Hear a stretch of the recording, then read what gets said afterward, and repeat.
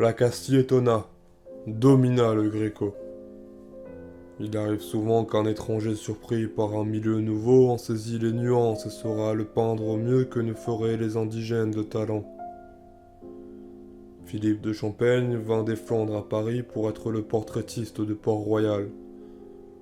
Le Gréco, débarqué d'Italie, s'est trouvé en un rien de temps le peintre le plus profond des âmes castillanes. C'est lui.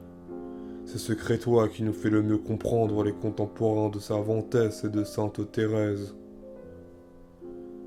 Quelques premières éducations byzantines, ou bien la nostalgie de son milieu oriental, lui servirent-elles pour qu'il aimât cette population catholique et mauresque? Nous sommes libres de l'imaginer comme un héritier de la vieille civilisation hellénique, ou d'admettre que, grandi au milieu des spectacles de l'islam, il était prédestiné pour interpréter la part sémitique qu'il y a dans Tolède. Le certain, c'est qu'on le voit, dès son premier pas dans cette ville, se soumettre d'enthousiasme aux influences du lieu, s'envelopper de l'atmosphère, la simplifier et la dramatiser. Il traduit le paysage où il vient de tomber, au milieu des collines grises et des tristes hidalgos. Il abandonne les intonations chaudes, familières à l'opulente Venise et à la Rome des papes, pour se plaire aux lumières pâles et froides. Est-ce lui-même qui l'a représenté dans cet artiste en train de peindre, que j'ai vu, il y a quelques années, au palais de San Telmo à Séville?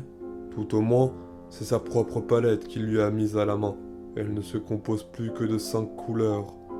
Du blanc, du noir, du vermillon, de l'ocre jaune et de la laque de Garance. Délaissant la série des teintes rousses et dorées, il adopte celle des bleus et du carmin. Il aime créer de violents contrastes en posant de grandes masses de couleurs, vives jusqu'à la crudité, cependant qu'il inonde ses œuvres de gris cendré.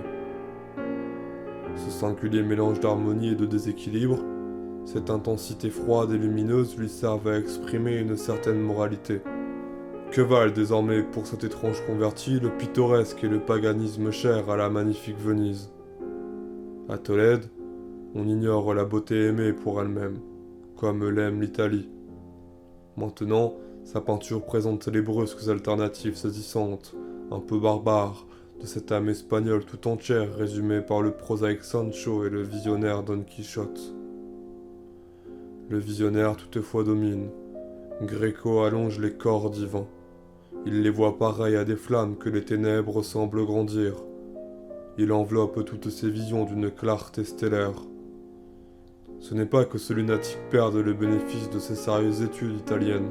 Il se souvient d'elles pour les employer dans un esprit nouveau. Tel grand tableau du Tintoret au musée du Prado montre les teintes, les lignes, voire les massiments du Gréco. Mais celui-ci est moins encombré d'une plus aiguë sobriété, j'oserais dire plus arabe. Le voilà parti pour être un peintre de l'âme, et de l'âme la plus passionnée, l'espagnol du temps de Philippe II. Il laisse à d'autres de représenter les martyrs affreux, les gesticulations violentes, toutes ces inventions bizarres ou cruelles qui plaisaient à un peuple de mœurs dures, mais les gardera ce qui vit de fierté et de feu au fond de ses excès. Ils valent pour ramener toujours les esprits au point d'honneur et aux vénérations religieuses, et, dans son œuvre, Gréco manifestera ce qui est le propre de l'Espagne, la tendance à l'exaltation des sentiments.